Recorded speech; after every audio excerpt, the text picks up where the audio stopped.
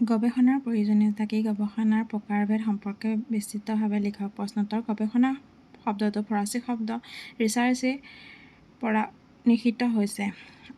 ৰিৰ অৰ্থ হৈছে আকৌ আৰু চাৰ্চাৰ অৰ্থ হৈছে বিচাৰ কৰা বা অন্বেষণ কৰা। সততে পদ্ধতিগত অনুসন্ধান আৰু অনুসন্ধানৰ বিশেষ প্ৰক্ৰিয়াক বুজাবলৈ এই শব্দৰ প্ৰয়োগ হোৱা দেখা যায়। মানুহৰ মন কৌতূহলেৰে ভৰা। মানুহে নজনাক জানিবলৈ, নেদেখাক চাবলৈ, কৌতূহল নিবাৰণ কৰিবলৈ, জীৱনত সন্মুখীন হোৱা সমস্যাৰ সমাধানৰ সূত্ৰ নিৰ্ণয় কৰিবলৈ সদায় চেষ্টা কৰি আহিছে। সময় অনুসৰি ইয়াত স্বৰূপ পৰিৱৰ্তন হৈছে আৰু বিকাশ হৈছে। বিভিন্ন সময়ত পণ্ডিত আৰু গৱেষকসকলে গৱেষণাৰ প্ৰয়োজনীয়তাৰ বিভিন্ন দিশ আলোচনা কৰিছে। সেইসমূহ এনেধৰণে আলোচনা কৰা হ'ল: জ্ঞানৰ অন্বেষণ আৰু বিকাশ। গৱেষণাৰ প্ৰাথমিক চৰ্তই হৈছে জ্ঞান সম্প্ৰসাৰণ। কোঠাৰীয়ে আঙুলিয়াই দিয়াৰ দৰে ই হৈছে তথ্যনীতি আৱিষ্কাৰ বা প্ৰতিষ্ঠা কৰিবলৈ গ্ৰহণ কৰা পদ্ধতিগত অনুসন্ধানৰ এক প্ৰক্ৰিয়া। গৱেষণাৰ জৰিয়তে নতুন তথ্যৰ সৃষ্টি হয় যিয়ে বিভিন্ন ক্ষেত্ৰত জ্ঞানৰ অন্বেষণ আৰু বিকাশত অৰিহণা যোগায়। সমস্যা সমাধান আৰু সিদ্ধান্ত গ্ৰহণ। শৈক্ষিক আৰু ব্যৱহাৰিক প্ৰেক্ষাপটত গৱেষণাই সমস্যা সমাধান আৰু সিদ্ধান্ত গ্ৰহণৰ এক শক্তিশালী আহিলা হিচাপে কাম কৰে। ই দৈনন্দিন জীৱনৰ প্ৰত্যাহ্বানসমূহৰ সৈতে মুখামুখি হ'বলৈ প্ৰয়োজনীয় প্ৰমাণ আৰু অন্তৰ্দৃষ্টি প্ৰদান কৰে। উদ্ভাৱন আৰু উন্নয়ন। গৱেষণা হৈছে উদ্ভাৱন আৰু উন্নয়নৰ আঁৰৰ এক চালিকা শক্তি। লিডি আৰু অৰ্মৰ্ডে ইয়াক পদ্ধতিগতভাৱে তথ্য সংগ্ৰহ আৰু বিশ্লেষণৰ প্ৰক্ৰিয়া হিচাপে বৰ্ণনা কৰিছে। বিভিন্ন প্ৰযুক্তি আৰু বিভিন্ন উদ্যোগৰ ক্ষেত্ৰত গৱেষণাৰ ফলত নতুন ধৰণৰ পদ্ধতি আৰু সমাধানৰ আৱিষ্কাৰ হয়, যাৰ ফলত বিকাশ আৰু উন্নয়ন সম্ভৱপৰ হৈ উঠে। পৰীক্ষা আৰু বৈধতা নিৰূপণ।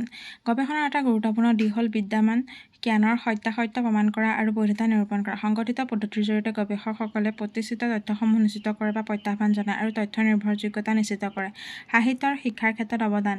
শৈক্ষিক ভঁৰালৈ অৰিহণা যোগোৱাৰ বাবে গৱেষণা অতি প্ৰয়োজনীয়। পণ্ডিতসকলে পদ্ধতিগত অনুসন্ধানত জড়িত হোৱাৰ লগে লগে তেওঁলোকে নিজৰ তথ্যসমূহ গৱেষণামূলক আলোচনাত প্ৰকাশ কৰে, যাৰ ফলত সাহিত্যৰ ইতিমধ্যে থকা ভঁৰাল আৰু সমৃদ্ধ হয়।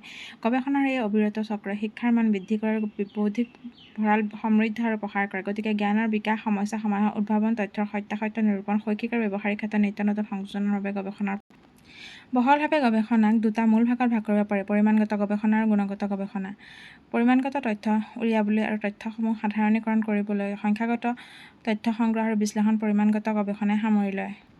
ক্ৰেছৱেলৰ মতে, এই ধৰণৰ গৱেষণাৰ লক্ষ্য হৈছে চালকসমূহৰ যুগ্মাক সাংখ্যিক ৰূপত প্ৰকাশ কৰা আৰু সেইবোৰৰ মাজত সম্পৰ্ক স্থাপন কৰা। ইয়াৰ বিপৰীতে গুণগত গৱেষণাৰ শব্দ, ছবি বা পৰ্যবেক্ষণৰ দৰে অসংখ্যাগত তথ্য আৰু ঘটনাসমূহৰ অন্বেষণত গুৰুত্ব আৰোপ কৰে। বিভিন্ন সময়ত পণ্ডিতসকলে গৱেষণাৰ বিভিন্ন ভাগৰ বিষয়ে আলোচনা কৰিছে, যেনে পৰিমাণগত গৱেষণা। এই গৱেষণাৰ বিভিন্ন উপবিভাগসমূহ হৈছে পৰীক্ষামূলক গৱেষণা, সম্পৰ্কীয় গৱেষণা, জৰীপ গৱেষণা ইত্যাদি। পৰিমাণগত গৱেষণাই অৰ্থনীতি, মনোবিজ্ঞান, ঔষধ ইত্যাদি ক্ষেত্ৰবিলাক সামৰি লয়। গুণগত গৱেষণা। গুণগত গৱেষণাই সামৰা ক্ষেত্ৰবিলাক হৈছে নৃতত্ব, সমাজবিজ্ঞান, শিক্ষা ইত্যাদি। মিশ্ৰিত গৱেষণাৰ পদ্ধতিৰ গৱেষণা। পৰিমাণগত আৰু গুণগত দুয়োটা পদ্ধতিৰ লগতে সমাজবিজ্ঞান, শিক্ষা, স্বাস্থ্যসেৱা আদিক আওতালৈ আনি মিশ্ৰিত গৱেষণা আগবঢ়োৱা হৈছে। মিশ্ৰিত পদ্ধতিৰ গৱেষণা।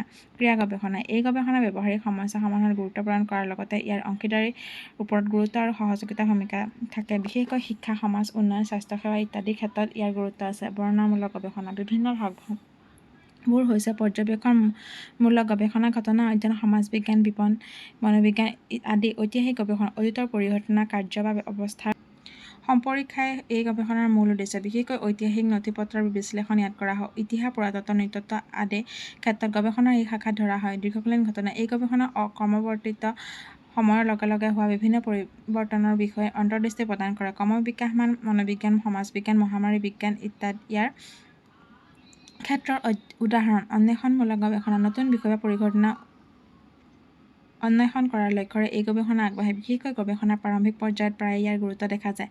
প্ৰযুক্তি, ব্যৱসায়িক উদ্ভাৱন, সমাজ বিজ্ঞান ইয়াৰ ক্ষেত্ৰৰ ভিতৰুৱা হ'ব পাৰে। এনেদৰে গৱেষণা বিষয়ৰ গুৰুত্ব, ইয়াৰ ক্ষেত্ৰ আৰু প্ৰণালীৰ দিশবিলাক চালি জাৰি চাই আমি গৱেষণাৰ প্ৰয়োজনীয়তা আৰু ইয়াৰ বিভিন্ন প্ৰকাৰৰ সৈতে পৰিচিত হ'ব পাৰোঁ। ধন্যবাদ।